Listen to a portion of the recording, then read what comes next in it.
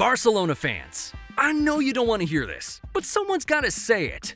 Your club is being carried by luck, weak opposition, and some very questionable refereeing decisions. And before you smash that dislike button, ask yourself one question.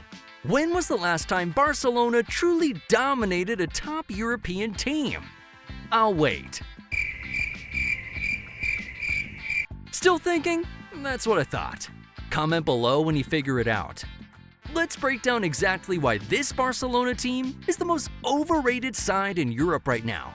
First, let's talk about the so-called dominant league campaign. On paper, winning La Liga sounds pretty impressive, until you actually look at who they've beaten. Real Madrid? A squad that lost their entire starting backline before the season even began. Their defense was held together by duct tape and prayers all season long, and yet somehow they still pushed Barcelona to the final weeks of the title race. Atletico Madrid, the same team that hasn't lifted a major trophy in years.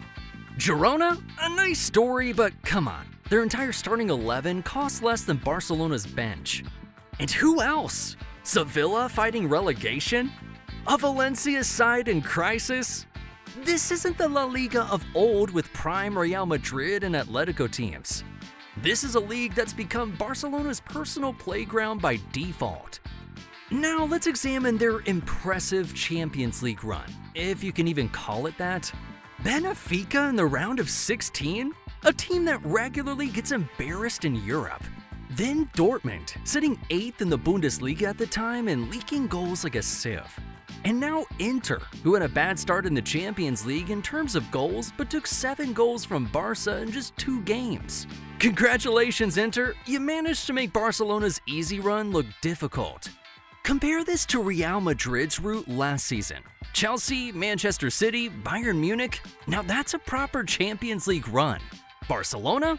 They've basically been playing Europa League level competition all the way to the semifinals.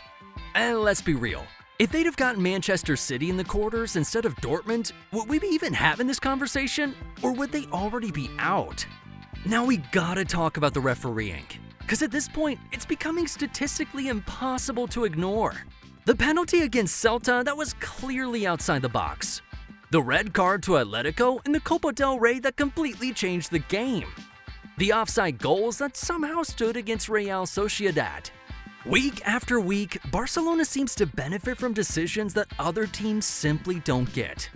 Not to mention Barca players are exceptionally good and creative at drawing fouls, getting Bluetooth tackled or diving.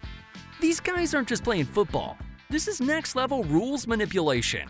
And before you say all teams get lucky breaks, show me another top club that gets this many game-changing decisions in their favor season after season. I'll wait! Just take a look at this new report with VAR intervention and without VAR intervention. This season would have turned out differently. Now let's give some credit where it's due, because there are some genuinely exciting players at Barcelona. Lamine Yamal might be the most talented teenager in world football right now. Pau Cubarsí looks like a future defensive stalwart. And when Pedri is fit, he's still one of the best midfielders in the game. But here's the problem. This team is being carried by kids. Lewandowski is clearly past his prime. De Jong spends more time injured than on the pitch. Their defense still looks shaky against any team with real attacking quality. This isn't the Barcelona of Messi, Xavi, and Iniesta. This isn't even the Barcelona of Neymar and Suarez. This is a team that's good, not great, and certainly not worthy of the hype they're getting.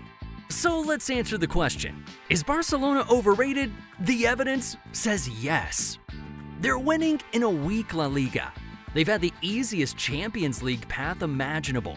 They keep benefiting from controversial calls.